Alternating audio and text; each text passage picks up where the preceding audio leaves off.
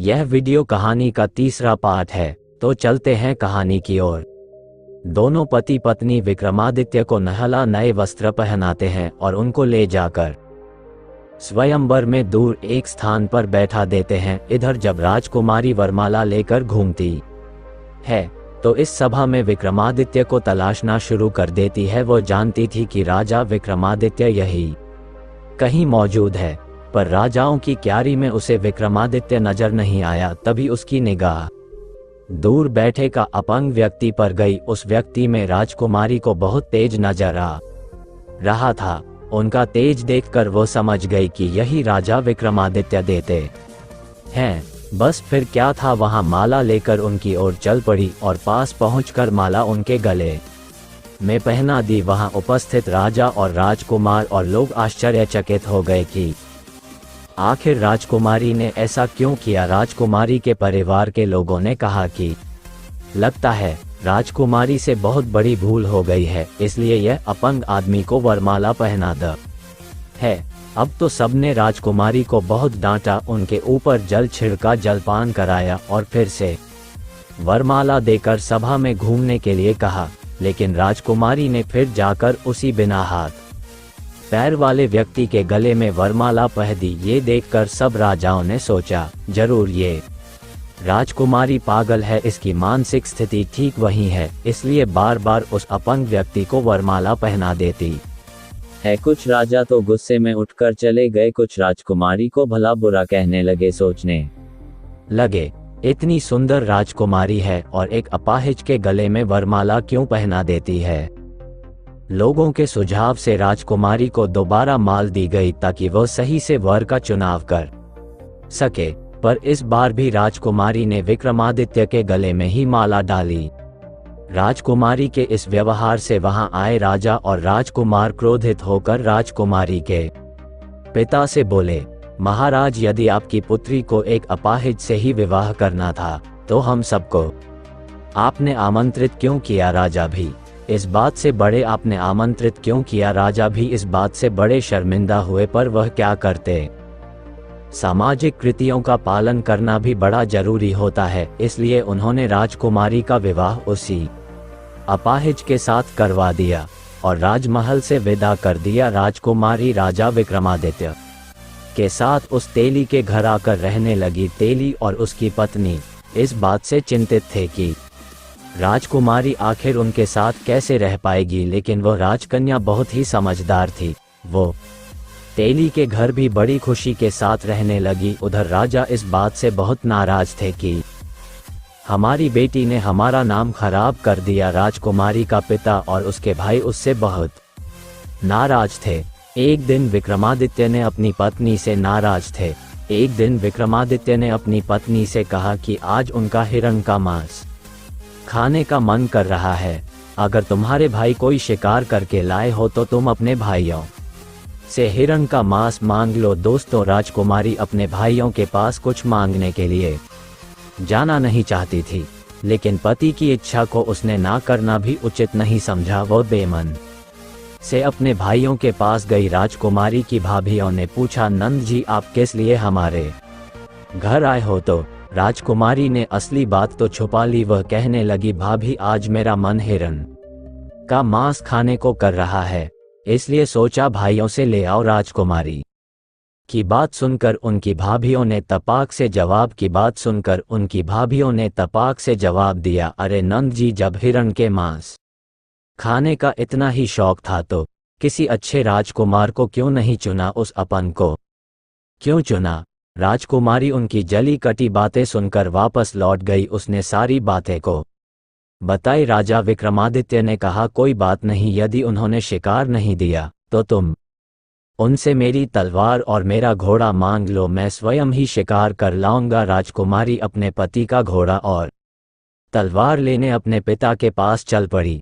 तभी विक्रमादित्य ने एक रुमाल अपनी पत्नी को दिया और कहा, प्रिय, अगर मेरा घोड़ा और तलवार यहाँ आने में दिक्कत करे तो तुम उसे ये रुमाल दिखा देना, वे शांतिपूर्वक तुम्हारे साथ चले आएंगे। जब राजकुमारी वापस अपने पिता के महल में पहुंची तो उसकी भाभियों ने उसका फिर मजाक बनाया। राजकुमारी बोली, इस बार मैं हिरण का मांस मांगने नहीं आई हूँ, मैं तो उनका घोड़ा और उनकी तलवार लेने आए हूँ। दोस्तों, राजा विक्रमादित्य के घोड़े और तलवार ने भी वहां आतंक मचा रखा था, कोई भी उनके करीब नहीं जाता था। राजकुमारी की भाभियों ने फिर से मजाक बनाया कि जो नंद जी घोड़ा और तलवार के पास संभाल कर जाना, कहीं तुम उनका शिकार ना बन जाओ। वे मन ही मन बड़ी खुश होने लगी, सोचने लगी कि अच्छा होगा जो यह उनका शिकार बन जाए, अब तो होगा जो यह उनका शिकार बन जाए। अब तो राजकुमारी तलवार के पास पहुंची तो तलवार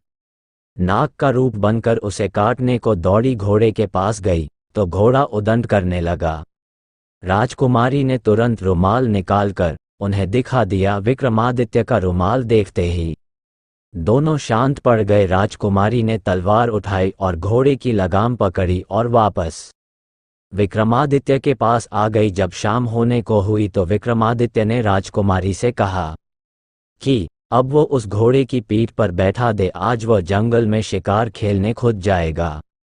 राजकुमारी ने कहा कि आप घोड़े की सवारी कैसे करोगे, आपके तो हाथ ही नहीं है। विक्रमादित्य ने कहा, तुम चिंता मत करो। कुमारी ने अपने पति को घोड़े पर तो बैठा दिया, पर बिना किसी को पकड़े घोड़े से वह नीचे गिरने लगा। ये देखकर राजकुमारी बड़ी दुखी हुई, उसकी आंखें भर आई, पर उसने अपने आंसुओं को छुपाने के लिए अपना मुंह दूसरी ओर घुमा लिया। तभी उसे लगा कि घोड़े की लगाम को कोई उसके हाथों से खींच रहा है। उसने झट से पीछे घूमकर देखा तो वह देखकर बड़ी हैरान थी। उसने देखा कि राजा विक्रमादित्य घोड़े पर सवार थे और उनके हाथ पैर सब मौजूद थे। ये देखकर वो बड़ी खुश हुई। उसके मन में ये जानने की इच्छा हुई कि आखिर ये सब कैसे हो गया। विक्रमादित्य ने उसे आश्वासन दिया कि शिकार से लौट के बाद वह सारी बात उन्हें बता देगा। दोस्तों, विक्रमादित्य को जंगल में जो भी शिकार मिला, उसने उस शिकार को मारकर सबके पूंछ और कान काट लिए और शिकार को वहीं पर छोड़ दिया। उसी दिन राजकुमारी के भाई भी जंगल में शिकार खेलने आए थे। उन्होंने जंगल में ताज़ा शिकार मरा हुआ देखा तो सोचा कि जब बिना मेहनत किए ही शिकार मिल रहा है तो मेहनत क्यों करनी, चलो अच्छा हुआ बिना समय खराब किए शिकार मिल गया, इसी को उठाकर घर ले चलते हैं। उन्होंने शिकार उठाया और शिकारी को धन्यवाद किया और महल की ओर चल पड़े। वो अभी थोड़े ही दूर गए थे तब तक उन्हें जोर की प्यास लगने लगी। तब उन्होंने एक जलाशय देखा और अपने घोड़े को वहीं पर रोक दिया पानी पीने के लिए। उस जलाशय की ओर वे सब बढ़ने लगे। तभी पीछे से एक आवाज आई, ठहरो। उन्होंने पीछे मुड़कर देखा तो एक योगी खड़ा था। योगी ने कहा, राजकुमार, यह जल बिना मेरी इजाजत कोई भी जीव नहीं पी सकता।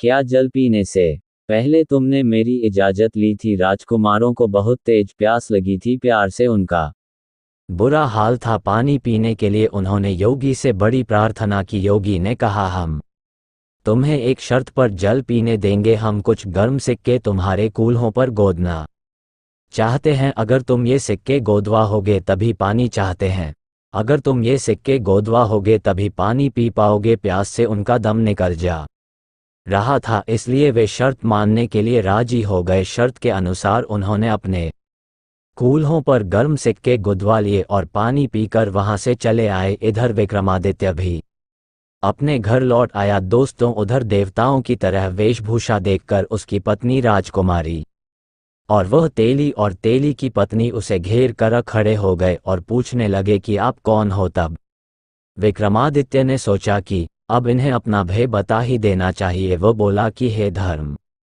पिता है माता, मैं राजा विक्रमादित्य हूँ। फिर उन्होंने अपनी पूरी कहानी उनके सामने सुनाई। जब उन्हें पता चल गया कि राजा विक्रमादित्य देते हैं तो वे दोनों उनके चरणों में गिर पड़े और अनजाने में हुए अपराध के लिए क्षमा मांगने लगे। राजा विक्रमादित्य ने उनसे कहा कि आपको क्षमा मांगने की कोई जरूरत नहीं है, आपने तो मेरी सहायता की है। दोस्तों, अगले दिन राजा विक्रमादित्य ने अपनी पत्नी से कहा कि आज तुम फिर से अपने भाइयों के पास शिकार मांगने जा, अगर वहां से शिकार देने में आनाकानी करें तो फिर उनसे कहना कि वह केवल शिकार को दिखा ही दे। जब वो शिकार दिखाने को राजी हो जाए तो तुम उनसे पूछना कि शिकार के कान और पूंछ कहाँ है।